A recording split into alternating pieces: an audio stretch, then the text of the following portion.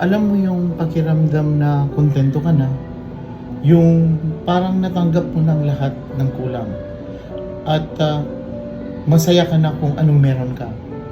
Pero isang araw, biglang may puwang na matagal na palang hindi mo alam na iniiyakan ng puso mo. At yun yung yakap ng isa na. Oh, I used to say I would never fall in love again until I found him.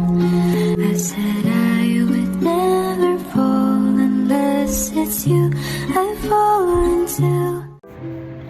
For 31 years, hindi ko siya nakita. I was baby pa noon nung umalis si mamang. Hindi ko alam ang itsura niya, yung boses niya, amoy niya. Pero kahit ganon, I never allowed pain to grow in my heart. Hindi ako nagtanim ng galit.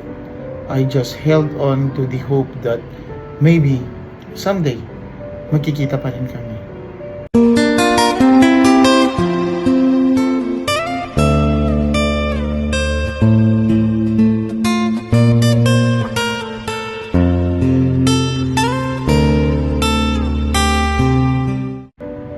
Well, family is everything. Maaaring hindi ito perpekto. Maaaring may nasaktan, may lumisan, may iniwan. Pero bawat miyembro ng pamilya ay mahalaga. Walang pwedeng palitan ang papel ng isang ina, ng isang ama, ng kapatid, o ng isang anak. Kaya ngayong magkaharap kami ng aking mama, ang tagal ng panahong lumipas. Hindi ko binilang ang pagkukulang. I just simply chose to count it as a miracle, as a gift.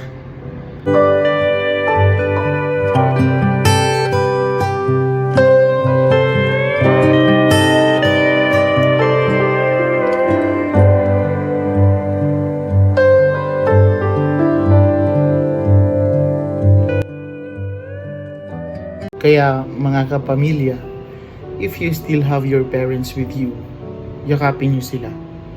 Talk to them. Cherish every moment. Kasi ang oras na nawala, hindi na may babalik. Pero ang oras na meron kayo ngayon, mahalaga. Huwag mo sayangin. Sa mga nasaktan sa nakaraan, ito ang gusto kong sabihin. Ang ninakaw na oras ng panahon, i-cherish mo na lang. Huwag mo nang singilin ang pagkakamali ng isang tao. Hayaan mong hilumin ito ng pagpapatawad. I humbly submit that forgiveness isn't about forgetting. It's about healing. It's about allowing love to enter the broken places and taking peace with the past. Ngayong nayakap ako ni Mama, umiiyak siya, nanginginig ang boses. Pero ang sabi ko na lang, wala akong sama ng loob sa iyo, Ma'am.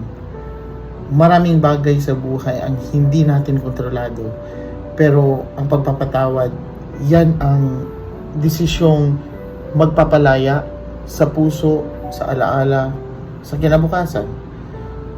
Kaya sa bawat pamilya, alalahanin ninyo na ang pamilya ay biyaya. Pahalagahan mo habang kaya mo pa. Yakapin mo habang nariyan pa sila.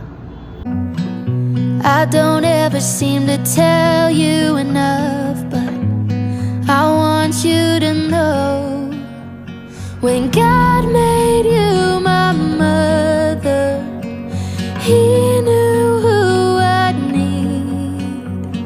When He picked you from the others, He could already see that you would be my hero and everything I wanna be. When God made you my mother, He was being good to me.